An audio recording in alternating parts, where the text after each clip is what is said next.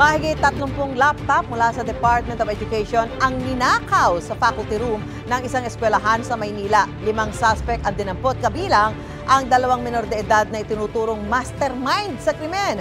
Narito ang unang balita ni Jomer Apresto.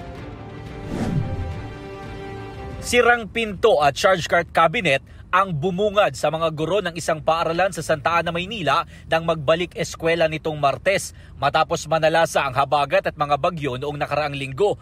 Nilooban kasi ang senior high school faculty room at natangay ang mga gadget sa loob nito. Sangkot umano ang 2 binatilyo na edad 15 at 17. Ayon sa pulisya, natangay nila ang mahigit 30 laptop na inisyu ng DepEd na nagkakahalaga ng 1.2 million pesos. Sa maliit na butas na ito sa likod ng paaralan, sinasabing naglabas-masok ang 2 sospek.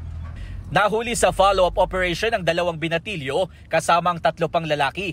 Ang 3 pang mga kasama ang umano'y nagsilbing ahente na nagbenta raw sa mga laptop sa halagang 1,000 hanggang 2,000 pesos bawat isa. 7 laptop na lang ang narecover ng mga pulis. Tinitignan ngayon ng mga otoridad ang anggulo na inside job dahil alam ng mga sospek kung anong kwarto ang papasukin nila. Posible po na naging estudyante sila dun sa school or may mga kaibigan po sila na estudyante doon at nakikita po yung mga laptop. Naghahanap pa po kami ng iba pang mga ebidensya para matuntun po namin kung saan naroon po yung ibang mga laptop. Aminado ang 3 sospek sa krimen at itinuro ang 2 menor de edad bilang mga mastermind umano. Ayun lang po yun, yung 2 minor yung pumasok dun. Ibang araw po yung marami pong gumawa, hindi lang po kami. Iba-iba po gumawa. Isang beses lang naman ako nagbenta, binigay lang. Pagkabigay sa akin ng laptop. Mahaharap sila sa reklamong robbery. Dadalhin naman sa DSWD ang 2 menor de edad. Sinusubukan pa namin hingan ng pahayag ang kanilang magulang.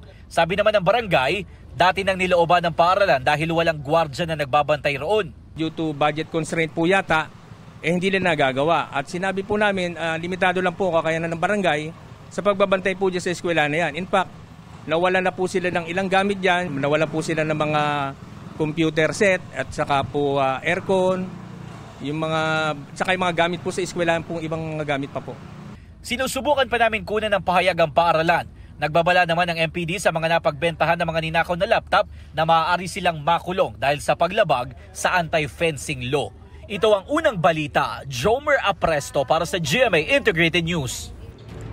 Gusto mo bang mauna sa mga balita? Mag-subscribe na sa GMA Integrated News sa YouTube at tumutok sa unang balita.